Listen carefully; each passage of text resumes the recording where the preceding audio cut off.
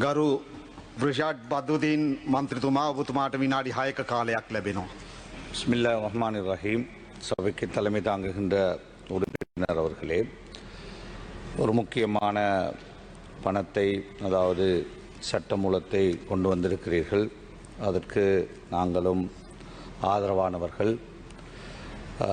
இந்த சட்டமூலம் இந்த நாட்டுக்கு தேவையானது.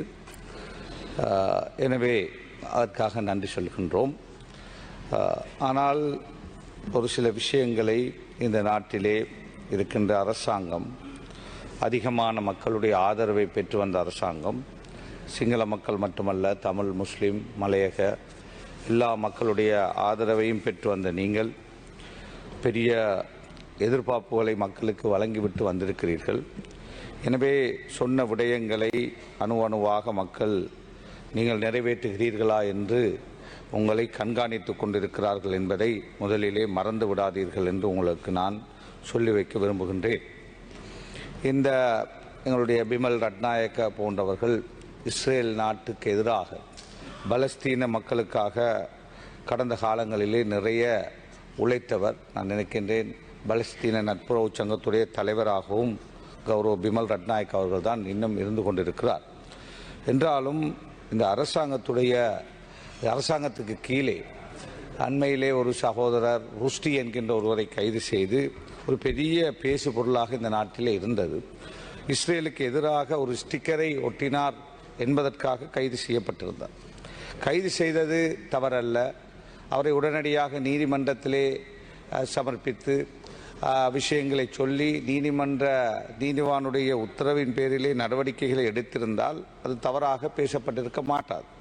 ஆனால் பிடிஐக்கு கீழே அவரை கொண்டு போய் போடுகின்ற அளவுக்கு ஒரு பெரிய விஷயமாக ஒரு படித்த பண்புள்ளவர்கள் அல்லது அறிவுள்ளவர்கள் அல்லது இன்டெலிஜென்டானவர்கள் செய்ய மாட்டார்கள். எனவே போலீசார் செய்கின்ற ஒரு கேவலமான செயலாகவே நான் அதை பார்க்கிறேன். அது இந்த அரசாங்கத்துக்கு ஒரு அபகீர்த்தியை ஏற்படுத்தி இருக்கிறது என்று எதிர்காலத்தில் நீங்கள் அறிந்து கொள்வீர்கள். எனவே போலீசாரும் யாரை சந்தோஷப்படுத்துவதற்கு இதை செய்தார்களோ எனக்கு தெரியவில்லை.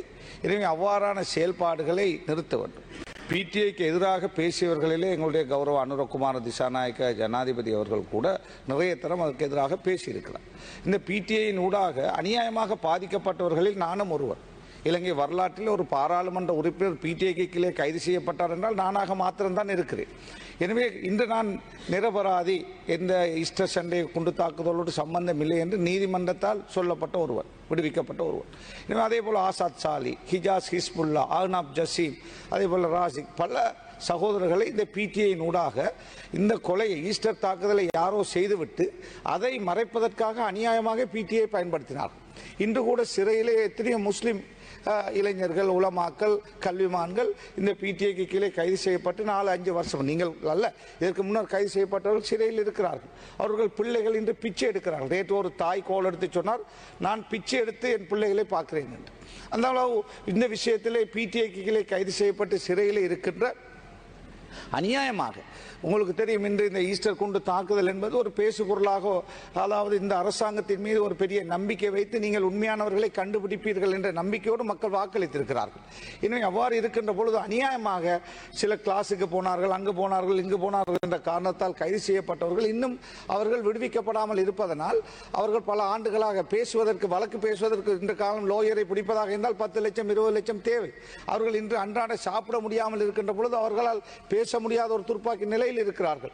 எனவே தயவு செய்து நீதியமைச்சர் அவர்களே இந்த விஷயத்திலே கவனம் செலுத்தி அந்த விஷயத்தில் இந்த அரசாங்கம் அவர்களை அநியாயமாக இருக்கின்றவர்களை, சம்பந்தமில்லாமல் சிறையில் இருக்கின்றவர்களை நீங்கள் அவசரமாக விடுதலை செய்ய நடவடிக்கை எடுக்க வேண்டும். ඔබතුමාගේ කාලය තව විනාඩියයි ගරු මන්ත්‍රතුමනි.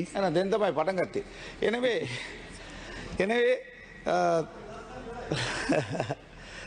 நான் என்ன சொல்ல வருகிறேன் என்று சொன்னால், இந்த ஹிஜாஸ் ஹிஸ்புல்லாவுடைய வழக்கு, இன்னும் அவர் ஒரு பிரபலமான சட்டத்தரணி. அவருடைய வழக்கு ஹிஜாஸ் ஹிஸ்புல்லாவுடைய வழக்கு இன்னும் அவர் விடுதலை, அதாவது அந்த வழக்கு முடித்து வைக்கப்படவில்லை. இவ்வாறு நீதி, அதாவது ஏஜி டிபார்ட்மெண்ட் பஸ்ஸிலே மக்களை நான் புத்தளத்திலிருந்து அகதிகளை ஓட்டு போடுவதற்காக 5 வருஷத்துக்கு முன்னர் கூட்டி போனேன் என்று என்னை கொண்டு போய் தேடி தேடி அலைந்தார்கள். நான் எனக்கு உதவி செய்தேன் என்று ஒரு டாக்டரை 3 இன்ஜினியர் போன்றவர்களை அநியாயமாக கைது செய்து என்னை நிரபராதி என்று நீதிமன்றம் விடுவித்த அந்த வழக்கிலே எனக்கு உதவி செய்தார்கள் என்ற நீதிமன்ற வழக்கு இன்னும் 5 வருஷமாக அவர்கள் கூடுகளில் ஏறி இறங்குகிறார்கள். உண்மையிலே அவர்கள் என்னை ஒழித்து வைக்கவும் இல்லை, அதுக்கு சம்பந்தமும் இல்லை, நான் அங்கு இருக்கவும் இல்லை.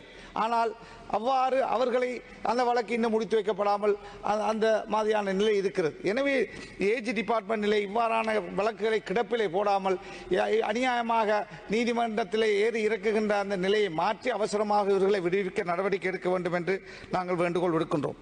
அதே போல இஸ்ரேலுடைய இலங்கைக்கான வருகை, அதை நீங்கள் சாதாரணமாக நினைக்காதீர்கள்.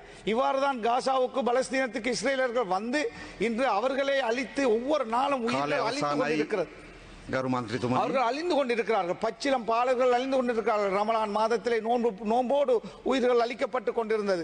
அதே போல பெருநாள் தினத்திலே உயிரை அளிக்கிறார்கள். டாக்டர்களை கொள்ளுகிறார்கள், ஊடகவியலாளர்களை கொள்ளுகிறார்கள். கேட்க பார்க்க யாரும் இல்லை. ஐநா சபை இன்று கண்ணை மூடிக்கொண்டிருக்கிறது. அமெரிக்காவுடைய அடாவடித்தனம், நெட்டன்யாவுடைய அடாவடித்தனத்தை கேட்க பார்க்க யாரும் இல்லாத ஒரு துர்ப்பாக்கிய நிலையிலே அந்த நாடு இருக்கிறது.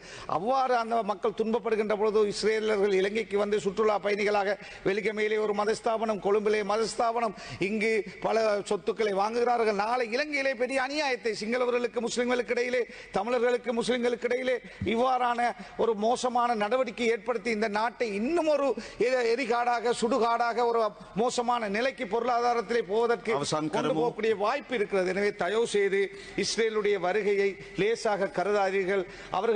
அவர்களை பாதுகாப்பதற்காக இங்குள்ள மக்களை தண்டிக்காதீர்கள். அவர்களை பாதுகாப்பது என்பது இந்த நாட்டிலே நாளை நமது எதிர்கால நமது நாட்டை குட்டிச்சோறாக்குவதற்கு இடுகின்ற அடித்தளம் என்பதை மனதிலே வைத்துக் கொண்டு நீங்கள் செயல்படுங்கள் என்று அன்பாக வேண்டி விடைபெறுகிறேன். நன்றி.